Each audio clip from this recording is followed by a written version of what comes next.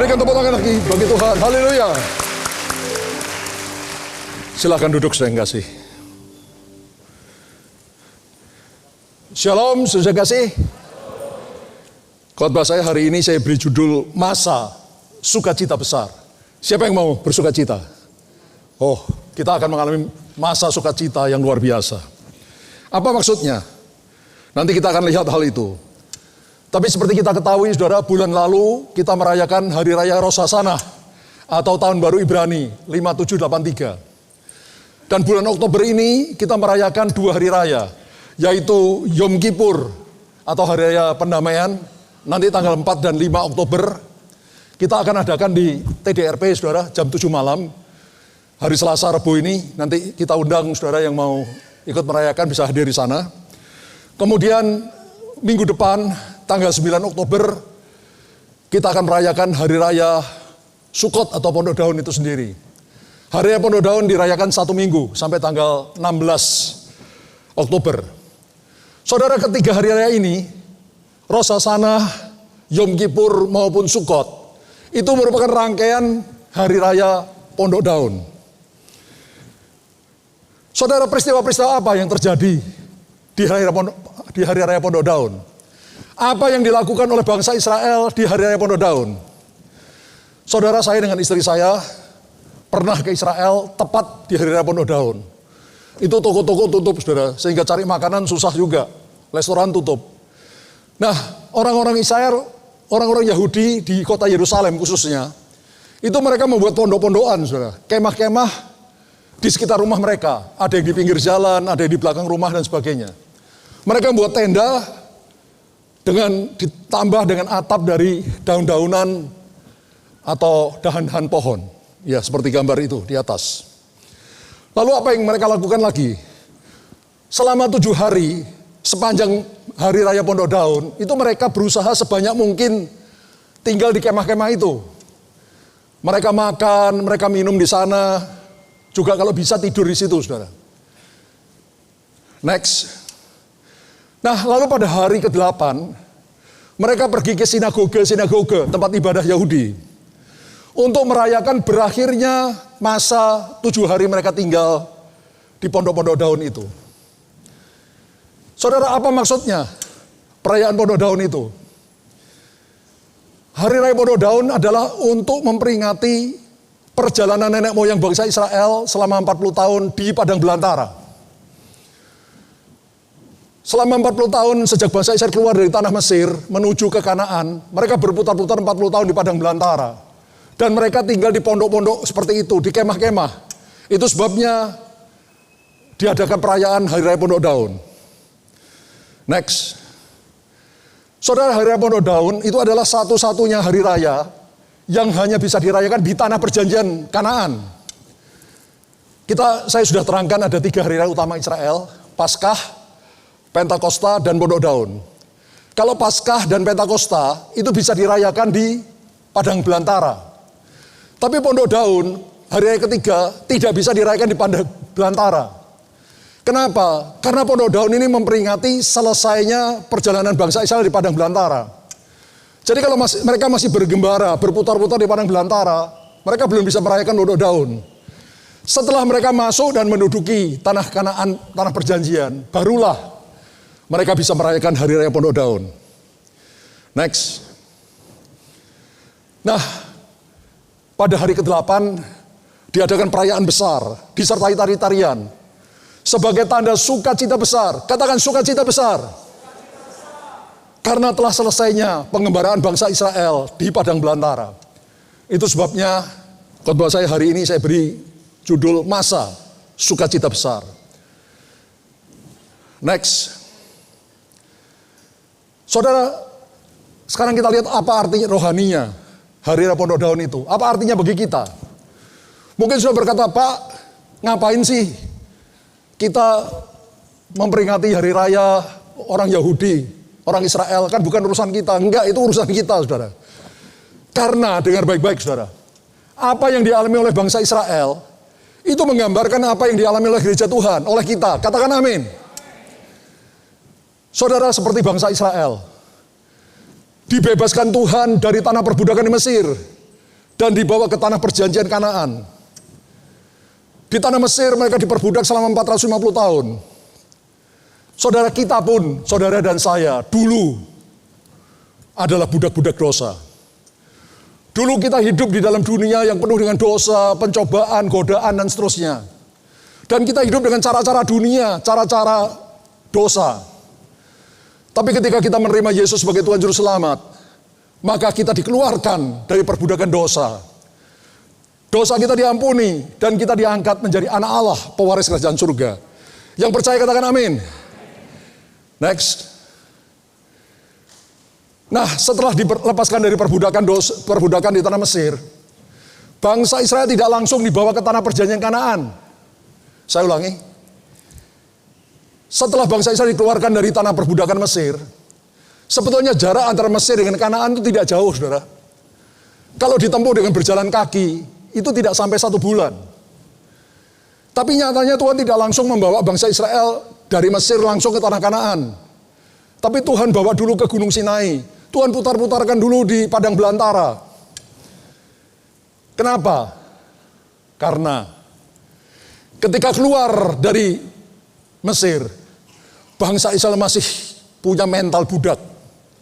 Mereka suka mengeluh, suka bersungut-sungut, suka berontak, tidak taat dan seterusnya. Saudara, kalau mereka dengan mental budak, mereka langsung masuk ke tanah Kanaan, tanah perjanjian. Di mana di tanah Kanaan mereka menjadi pemilik-pemilik tanah Kanaan, tanah perjanjian. Bahkan mereka menjadi penguasa-penguasa raja-raja di tanah perjanjian Kanaan. Maka akan kacau balau, saudara. Ya, orang dengan mental budak langsung masuk ke tanah perjanjian menjadi penguasa-penguasa tanah Kanaan. Itu kacau balau. Ya, kalau di dalam pewayangan itu ada cerita namanya Petruk jadi ratu. Petruk itu seorang hamba. Dia bermimpi tiba-tiba dia bangun sudah jadi raja. Saudara. Apa yang dia lakukan? Wah, dia langsung pesta pora. Dia meja makan besar diisi penuh dengan makanan. Padahal yang makan dia sendiri. Ya, gila-gilaan. Karena apa? Mental budak tiba-tiba jadi raja. Saudara. Jadi ratu. Petruk jadi ratu. Kacau balau. Demikian juga bangsa Israel. Kalau langsung dibawa dari Mesir ke Kanaan dan mereka menjadi penguasa di Kanaan, itu akan kacau balau, saudara. Karena itu Tuhan putar-putarkan dulu di padang belantara, menghadapi berbagai macam masalah, persoalan, penderitaan, untuk mengikis mental budak itu dari diri mereka, untuk diubah menjadi mental pemenang. Baru Tuhan izinkan masuk ke tanah perjanjian Kanaan. Ayatnya ada dalam Ulangan 8 ayat 16. Dan yang di padang gurun memberi kamu makan mana, yang tidak dikenal oleh nenek moyangmu. Apa maksudnya? Dibawa ke padang gurun, makan mana, mengalami kesulitan, air minum dan sebagainya. Supaya direndahkannya hatimu, dan dicobainya engkau, hanya untuk berbuat baik padamu pada akhirnya. Jadi sekali lagi Tuhan izinkan bangsa Israel berputar-putar dulu di padang gurun, supaya direndahkan hati mereka, supaya mental budak mereka dicopot, diganti mental pemenang, supaya mereka tidak lagi suka bersungut-sungut, ngomel, marah-marah, berontak, tidak terima dan sebagainya, untuk berbuat baik kepada mereka pada akhirnya. Saudara, kalau saya lihat peta itu, ya peta tanah Kanaan, peta Mesir sampai ke Kanaan, itu jarak dari tanah Gosen, di mana bangsa Israel tinggal di Mesir, sampai ke tanah Kanaan, tanah perjanjian, itu tidak sampai 200 km. Saudara, bangsa Israel keluar dari tanah Mesir, itu membawa ternak mereka. Ada anak-anak, ada wanita. Sehingga mereka tidak bisa berjalan dengan cepat. Nah, katakanlah satu hari mereka berjalan 10 km. Kan tidak terlalu jauh, saudara. 10 km per hari jalan pelan-pelan. Itu tanah Kanaan bisa dicapai kalau 200 km itu 10 hari. 20 hari sudah sampai, saudara. Seharusnya seperti itu. Tapi sekali lagi saya katakan, Tuhan sengaja memutar-mutarkan dulu mereka di padang belantara, supaya mental budak mereka copot, diganti dengan mental pemenang. Tapi apa yang terjadi? Kita tahu semua, setelah 2 tahun, Tuhan membawa bangsa Israel ke Kades Barnea, itu di pinggirnya tanah Kanaan. Lalu Tuhan menyuruh mereka menyerbu tanah Kanaan, merebut tanah perjanjian. Tapi mereka menolak, sehingga Tuhan murka, dan Tuhan menyuruh mereka berputar-putar lagi di padang belantara, selama 38 tahun. Sampai seluruh prajurit, yaitu laki-laki yang berusia 20 tahun ke atas, mati terhantar di padang belantara. Baru angkatan yang baru, di bawah pimpinan Yosua, Tuhan izinkan masuk ke tanah perjanjian Kanaan. Saudara, lama atau cepatnya masa di padang belantara itu sebenarnya tergantung dari bangsa Israel sendiri. Kalau dalam 2 tahun itu bangsa Israel sudah mau tunduk pada pengaturan Tuhan, mereka mau merendahkan diri dan sebagainya, mereka selesai sudah 2 tahun langsung masuk tanah perjanjian. Tapi karena mereka terus berontak, mental budaknya masih sangat kuat, Tuhan terpaksa menyuruh mereka 38 tahun lagi berputar di padang gurun. Baru angkatan yang baru Tuhan izinkan masuk ke tanah perjanjian Kanaan. Next. Kita pun, saudara dan saya, Tuhan izinkan untuk menghadapi masalah dan penderitaan di padang belantara dunia ini, untuk mengubah karakter duniawi kita, karakter kedagingan kita, dengan karakter seperti Kristus. Saudara, saya mau tanya, ketika saudara dan saya dibebaskan Tuhan dari perbudakan dosa, karakter duniawi masih ada enggak di dalam diri kita? Masih. Mungkin kesombongan, kedengkian, iri hati, dan lain-lain yang aneh-aneh, saudara. Masih ada. Kalau model begitu, biarpun saudara sudah dibebaskan dari perbudakan dosa, sudah diangkat jadi anak Allah, pewaris kerajaan surga, langsung dibawa ke surga, jadinya apa, saudara? Saudara masuk ke surga, tapi mentalnya masih aneh-aneh, saudara. Ya maaf, ada yang begini, ada yang begitu, ada yang bohong, ada yang menipu, ada yang macam-macam, kan enggak. Itu nanti bukan surga, saudara. Karena itu Tuhan izinkan kita di dunia seperti bangsa Israel, tidak langsung dibawa, tapi berputar dulu di dunia. Ya, untuk meruntuhkan mental budak dosa, diubah menjadi mental atau karakter seperti Kristus. Next. Nah, lamanya proses untuk menghancurkan tabiat-tabiat daging ini tergantung dari berapa cepatnya saudara dan saya menyerah kepada Tuhan dan mengikuti didikan dan ajaran Tuhan. Seperti tertulis dalam Roma 12 ayat 1 dan 2. Saya bacakan, saudara. Karena itu saudara-saudara, demi kemurahan Allah, aku menasihati kamu supaya kamu mempersembahkan tubuhmu sebagai persembahan yang hidup, yang kudus dan berkenan pada Allah. Itu yang Tuhan kehendaki. Kita mempersembahkan tubuh kita sebagai persembahan yang hidup. Jangan tunggu kita mati, saudara. Kalau sudah mati, dipersembahkan, tidak laku lagi.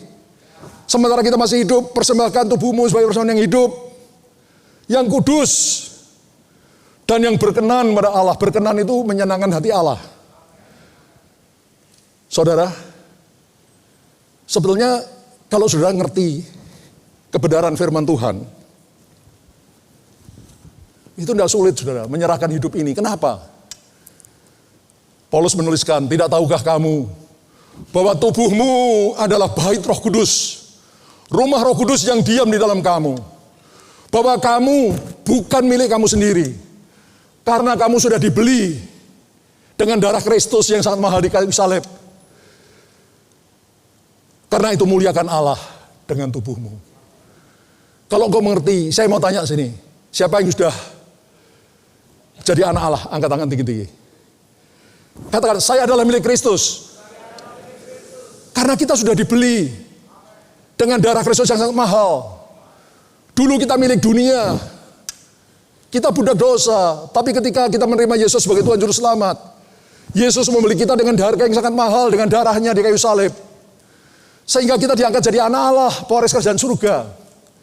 Tapi karakter budak dosa itu masih banyak melekat dalam diri kita. Itu sebabnya Tuhan harus mengizinkan kita mengalami pencobaan, penderitaan yang berat, supaya mental budak dosa itu luruh, diganti dengan karakter seperti Kristus. Saudara semakin cepat, saudara sadar, mengerti bahwa dirimu bukan milikmu sendiri, tapi milik Allah. Engkau mempersembahkan hidupmu sebagai seorang yang hidup, yang kudus dan berkenan pada Allah. Itulah ibadahmu yang sejati. Janganlah kamu menjadi serupa dengan dunia ini, tapi berubahlah oleh pembaruan budimu, sehingga kau dapat membedakan manakah kehendak Allah, apa yang baik, yang berkenan pada Allah, dan yang sempurna. Itulah yang Tuhan kehendaki, saudara. Persembahkan tubuhmu sebagai persembahan yang hidup, karena tubuh kita ini memang milik Allah. Kalau engkau anak Allah, engkau sudah dibeli, engkau sudah jadi milik Allah. Jadi kita tinggal jalankan kenyataan aja. Kenyataannya kita milik Allah, ya kita serahkan. Tuhan, ini milikmu Tuhan. Aku serahkan padamu. Dan jangan menjadi serupa dengan dunia ini. Dengan sifat yang aneh-aneh. Tapi berubahlah oleh pembaruan budimu setiap hari melalui proses Tuhan yang izinkan. Melalui pengenalan Tuhan, pembacaan firman Tuhan, melakukan firman Tuhan, melalui peristiwa-peristiwa yang terjadi dalam hidup kita. Mental dosa kita, karakter dosa kita dibuang oleh Tuhan dan diganti karakter seperti Kristus. Do you understand?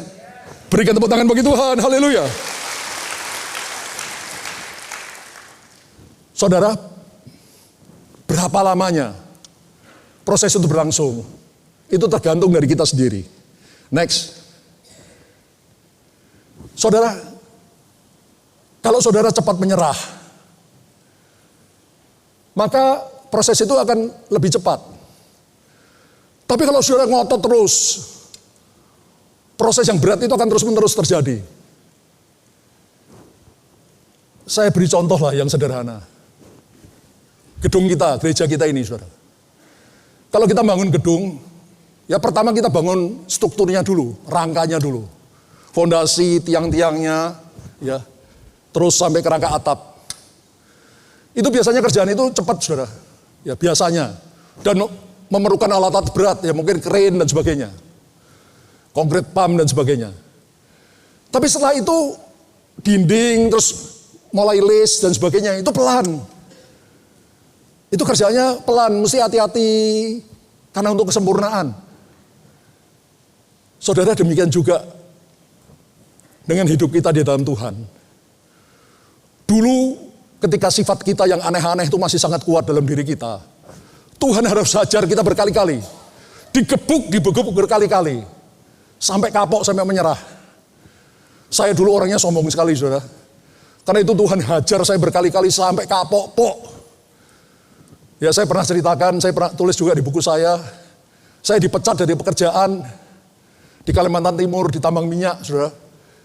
Hanya karena tidak melaporkan kedatangan petugas pajak. Ya itu bukan kesalahan saya. Perusahaan yang tidak bayar pajak, saya yang dipecat, saudara. Wah, itu sakitnya hati ini, saudara. Itu sebabnya saya akhirnya pindah ke Surabaya, ke Jakarta. Di Jakarta saya ikut gereja seperti kita, aliran karismatik. Dari pengerja biasa, saya diangkat sampai jadi wakil gembala. Kalau pendeta saya keluar kota, saya yang gantiin beliau berkhotbah. Gara-gara saya menyampaikan pesan dari teman-teman pengerja, supaya gembala saya jangan terlalu otoriter. Orang salah sedikit, pengerja salah sedikit, diskors. Ya, sampai WL-nya, kadang-kadang beliau WL sendiri. Kadang-kadang main keyboard, main sendiri. Memang pendeta saya jago, saudara. Ya. Tapi kan orang jadi, gimana sih kok terlalu banyak diskors. Nah, saya nyampaikan. Gara-gara nyampaikan, Pak, ini pengerja mengharap Bapak jangan terlalu keras. Gini. Saya diskors, saudara. 2 tahun. Itu skors yang luar biasa, saudara. Itu orang berzina, untuk orang nyuri uang di gereja dan sebagainya. Nah, saya ini cuma nyampaikan aja. Ya, diskors. Tapi itu bagus, saudara. Ya, saya dihajar, digebuk sama Tuhan. Kalau enggak gitu, sekarang saya jadi pendeta, waduh. Mungkin kalau saya jalan gini, saudara. Kejeblok kemana-mana. Ya, itu harus dihajar habis-habisan, saudara. Sampai kapok, pok. Katakan kapok, pok. Ya, baru selesai hajarannya. Nah sekarang pun masih Tuhan hajar. Tapi pelan-pelan saudara, dan sedikit-sedikit seperti tadi saya bilang.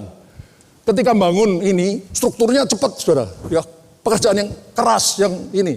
Tapi kemudian kerjanya bikin list, itu pelan-pelan saudara. Kalau dibikin cepat-cepat, meletot semua saudara. Itu Tuhan terus mengasah, mengubah hidup kita. Kalau kita cepat menyerah, itu hajaran-hajaran yang hebat itu cepat selesai saudara. Lalu masih ada pelajaran lagi. Karena kita masih hidup dalam darah dan daging, ya masih ada dosa. Tapi tinggal sedikit-sedikit, saudara, tinggal hal-hal yang kecil-kecil yang ini. Tapi Tuhan tetap ingin kita sempurna. Ingin apa? Sempurna, karena itu terus diproses, ya pelan-pelan. Nah nanti kalau Yesus datang, tubuh kita, darah dan daging yang dimana terkandung dosa, itu diubah menjadi tubuh kemuliaan. Tubuh yang tidak bisa mati dan tidak bisa berdosa lagi. Do you understand? Berikan tepuk tangan bagi Tuhan. Haleluya. Dan akhirnya, perjalanan bangsa Israel di padang gurun, atau perjalanan kita di padang gurun dunia ini, selesai. Dan selesainya perjalanan kita di padang gurun itu merupakan sukacita yang sangat besar. Karena itu, bisa saja Tuhan datang menjemput kita gerejanya yang kudus, pengantin wanitanya di hari raya Pondok Daun, di suatu tahun kelak. Saya nggak tahu, tahun ini, tahun depannya lagi, terserah Tuhan. Tuhan yang tahu. Tapi seperti saya katakan, ya, Tuhan bisa datang di hari raya Rosasanah, atau Yom Kippur, atau Sukot, Pondok Daun. Ya. Karena Pondok Daun ini bicara tentang memperingati selesainya perjalanan bangsa Israel, perjalanan kita di padang gurun dunia. Jadi kalau perjalanan kita di gereja Tuhan di padang gurun dunia ini selesai, bisa saja Tuhan datang menjemput kita. Do you understand? Karena itu bersiap sedialah. Berikan tepuk tangan bagi Tuhan. Haleluya.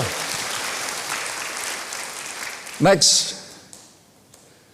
Hari raya Pondok Daun juga bercerita, bicara tentang pernikahan antara Kristus sebagai mempelai pria dengan kita gerejanya sebagai mempelai wanita. Karena pernikahan Yahudi itu dilakukan di bawah tudung kanopi pernikahan. Seperti Pondok Daun itu saudara. Jadi itu juga bicara, hari raya Pondok Daun bicara pernikahan antara Kristus dengan kita. Jadi dugaan saya saudara, nanti ketika kita rapture, kalau bukan rapture-nya di Pondok Daunnya kita rayakan di surga ketika kita menikah antara Yesus dengan kita gerejanya. Amin. Berikan tepuk tangan sekali lagi bagi Tuhan. Haleluya. Next. Nah, jadi apa yang harus kita lakukan dalam menyongsong kedatangan Tuhan Yesus yang kedua kalinya yang kita percaya tidak lama lagi? Ibrani 12 ayat 26 sampai 29. Saya bacakan. Pada waktu itu suara Allah menggoncangkan bumi. Tapi sekarang ia memberikan janji. Perhatikan, satu kali lagi aku akan menggoncangkan, bukan hanya bumi saja, melainkan langit juga. Saya kira ini yang sedang terjadi saat ini, saudara. Bumi sedang digoncang habis-habisan. Pandemi yang masih terjadi sampai saat ini, saudara, ya belum tuntas sama sekali. Peperangan, bencana alam, gempa bumi dan sebagainya. Kemudian krisis ekonomi, krisis politik, dan berbagai macam krisis. Bumi sedang digoncang habis-habisan. Tapi bukan hanya bumi saja, melainkan langit juga. Saat ini langit juga sedang digoncang, saudara. Umur saya sekarang memasuki 70 tahun. Umur hidup saya, itu kalau di Indonesia, dulu saudara, ya, kalau yang namanya bulan yang pakai itu pasti musim hujan. Ya, jadi mulai dari Maret sampai September itu musim kemarau. Begitu September, Oktober, November, Desember, Januari, Februari itu musim hujan. Lalu Maret mulai musim kemarau lagi. Selalu seperti itu, nggak pernah ganti-ganti. Sekarang saudara kita sudah tidak tahu pasti ini musim apa. Musim hujan ada panas terik. Panas terik, musim panas ada hujan. Dan sebagainya, dan sebagainya. Iklim sudah berubah dengan begitu hebat. Terjadi badai yang sangat dahsyat baru-baru ini. Badai Ian di Florida, Amerika Serikat. Menghancurkan begitu banyak bangunan dan sebagainya. Sekian orang mati dan seterusnya. Saudara, ini banjir.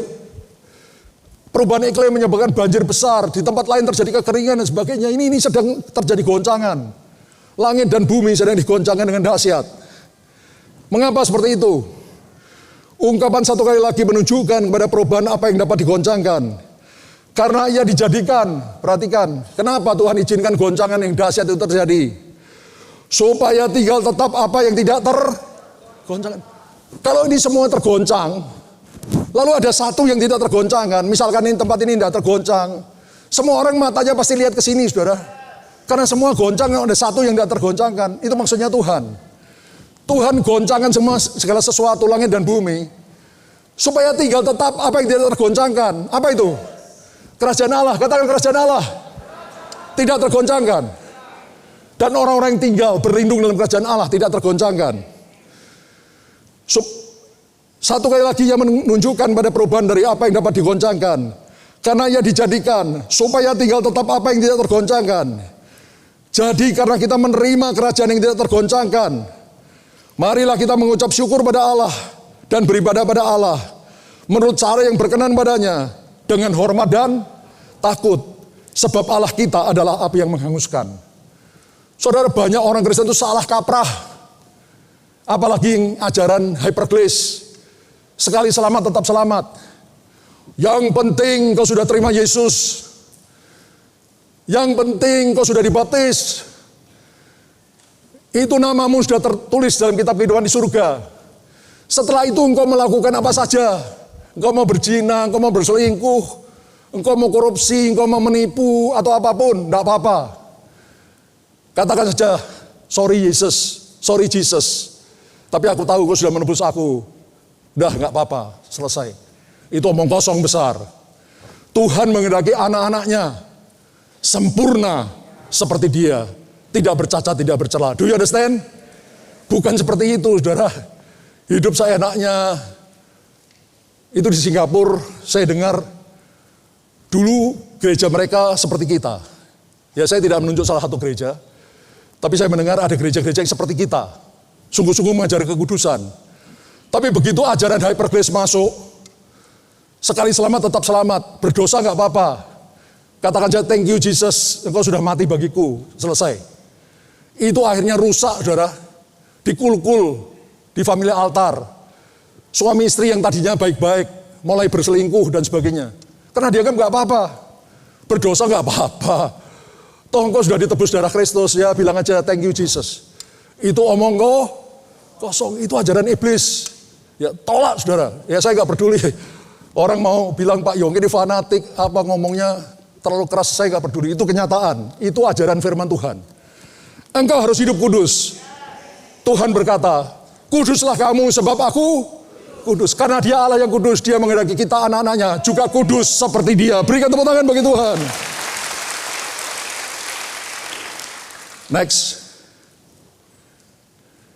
Jadi, kesimpulannya, apa yang harus kita lakukan? Pertama, tetap tinggal dalam kerajaan yang tidak tergoncangkan. Amin, saudara. Tetap tinggal dalam kerajaan tidak tergoncangkan. Saudara dan saya ini bersyukur bahwa kita boleh jadi anak-anak Allah.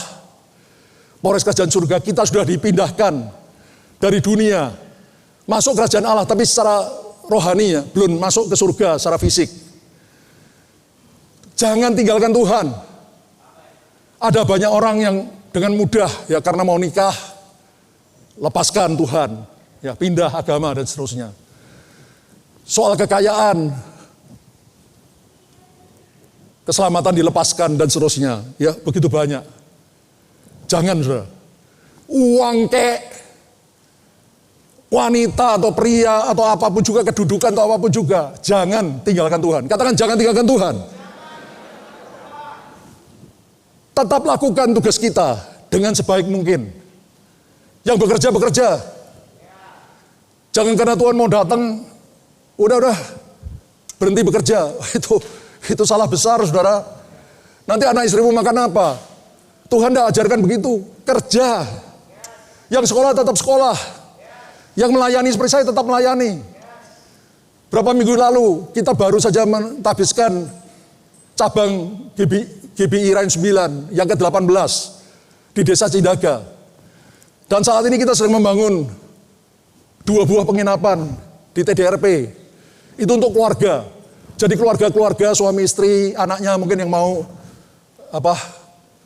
menginap berdoa bersama di taman doa kita bisa memakai tempat tersebut, saudara.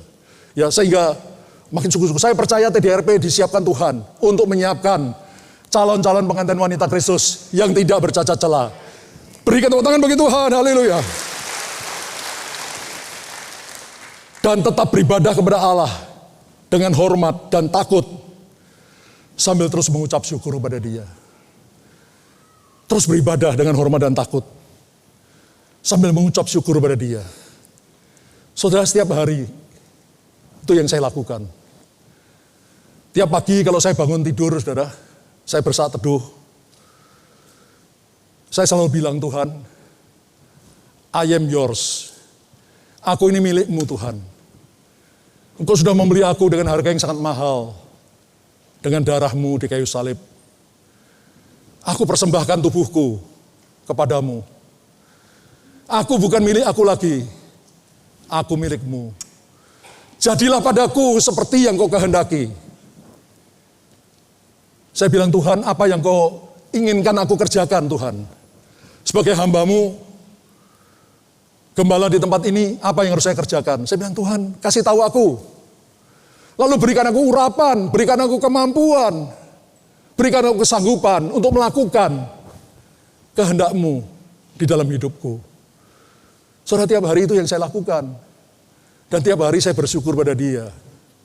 Karena saya tahu siapa saya dulu. Saya bukan siapa-siapa.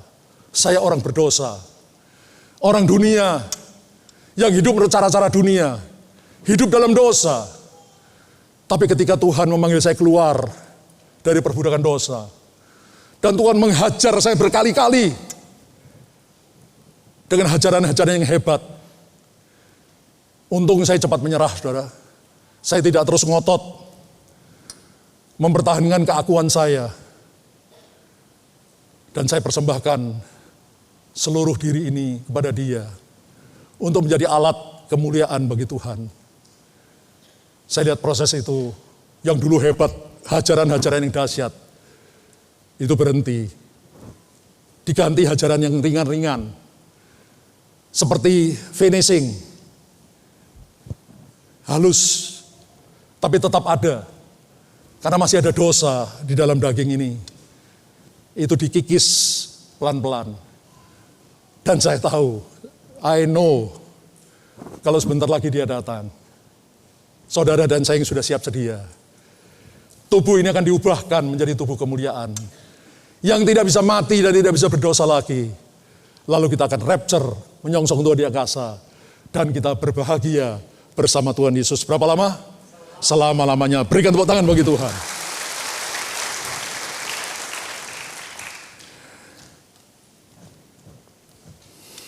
Mari kita baca yang terakhir. Maranatha. 1, 2, 3. Maranatha, datanglah Tuhan Yesus. Berikan tepuk tangan sekali lagi bagi Tuhan.